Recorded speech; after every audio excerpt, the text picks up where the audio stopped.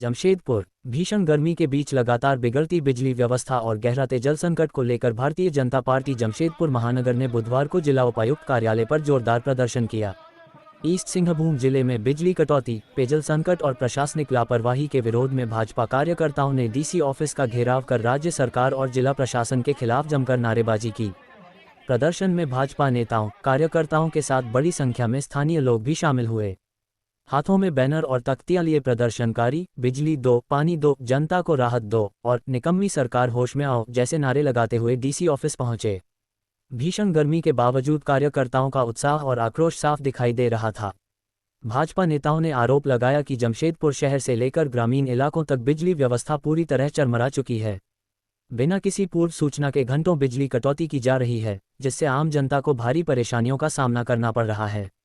नेताओं ने कहा कि बिजली नहीं रहने से जलापूर्ति व्यवस्था भी प्रभावित हो रही है, जिसके कारण कई इलाकों में लोगों को पीने के पानी तक के लिए संघर्ष करना पड़ रहा है। प्रदर्शन के दौरान भाजपा नेताओं ने कहा कि लगातार बढ़ते तापमान में बिजली और पानी जैसी मूलभूत सुविधाओं का बाधित होना बेहद गंभीर मामला है। शहर के कई मोहल्लों में ट्रांसफार्मर जल जाने के बाद भी समय पर बदले नहीं जा रहे हैं। ग्रामीण क्षेत्रों में स्थिति और भी खराब है, जहां लोग रात भर अंधेरे में रहने को मजबूर हैं। भाजपा नेताओं ने प्रशासन पर जनता की समस्याओं के प्रति उदासीन रवैया अपनाने का आरोप लगाते हुए कहा कि सरकार पूरी तरह विफल साबित हो रही है। उन्होंने कहा कि आम जनता गर्मी से बेहाल है, लेकिन प्रशासन केवल कागजी दावों तक सीमित है। प्रदर्शन के बाद भाजपा प्रतिनिधिमंडल ने जिला प्रशासन को एक मांगपत्र सौंपा।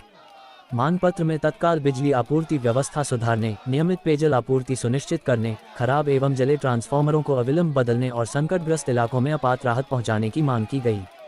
भाजपा नेताओं ने चेतावनी दी कि यदि जल्द ही हालात में सुधार नहीं हुआ तो आंदोलन को और व्यापक एवं उग्र रूप दिया जाएगा। उन्होंने कहा कि भाजपा जनता के मुद्दों पर लगातार संघर्ष करती रहेगी और प्रशासन को जवाबदेह बनाने का काम करेगी। वहीं इस प्रदर्शन के बाद बिजली और पानी का मुद्दा जिले में सियासी बहस का केंद्र बन गया है। बढ़ती गर्मी के साथ ईस्ट सिंहभूम में बिजली और पानी की समस्या लगातार गंभीर होती जा रही है, जिसका सीधा असर आम लोगों की रोजमर्रा की जिंदगी पर पड़ रहा है। अब देखना होगा कि प्रशासन इन मांगों पर कितनी तेजी से कार्रवाई करता है।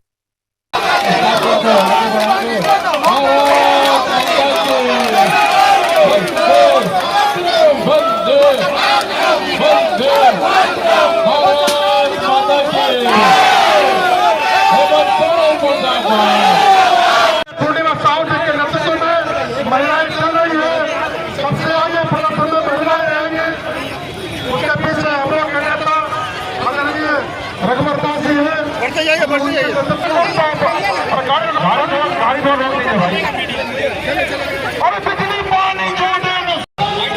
आइए, पहले सेंटर से आगे बढ़िए, सेंटर से आगे बढ़िए। मंत्री विधायक जिले में जल और बिजली ये मूलभूत समस्याएं होती हैं, और जब इन्हीं चीजों का निवारण राज्य सरकार करने में असक्षम तो फिर जनता को क्या करना चाहिए। मैं तो आपके चैनल के माध्यम से यही आग्रह करूंगी कि आप शांतिपूर्ण और लोकतांत्रिक तरीके से आप भी सड़कों पर उतरिए और अपनी आवाज़ बुलंद कीजिए। भारतीय जनता पार्टी जो है वो हमेशा से इन सभी चीज़ों पर, जनता के मुद्दों पर जो है आगे रही है। सड़क से सदन तक हम इन सभी चीज़ों पर को उठाते रहेंगे।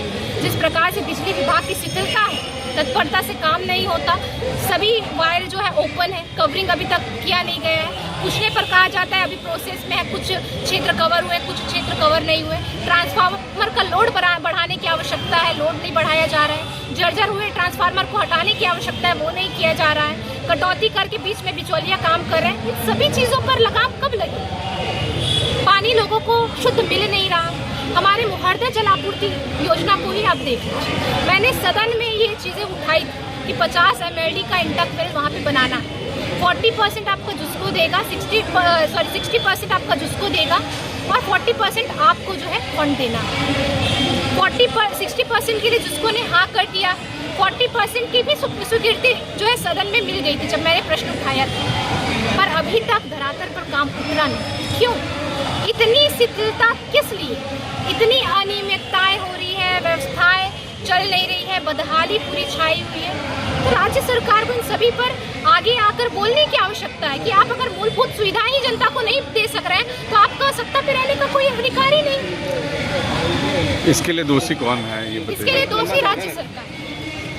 यहाँ आस्था ट्विन सिटी की बात आ रही है देखिए, कि आस्था ट्विन सिटी की बात भी हमने रखी है अंदर। इस प्रकार से बिल्डर के ऊपर कहा जा रहा है कि उन्होंने पैसा लिया और वो सुविधा उनको नहीं दी जा रही है, तो इस पर भी काम करने की आवश्यकता है। डीसी साहब अगर मुखिया है जिले के, वो आएंगे और इन सभी चीज़ों का समाधान निकालेंगे। हमने सभी चीज़ें रख दिया है। फिलहाल डीसी साहब अभी नहीं थे, वो क्षेत्र में निकले हुए हैं। वो आएंगे तो हम फिर से उनके समक्ष क्योंकि 35,000 रुपया लिया गया था जो जी जी जी, बहुत बड़ा अमाउंट लिया गया वहाँ और पर सुविधा के नाम पे, पानी देने के नाम पे सिर्फ ठगा गया।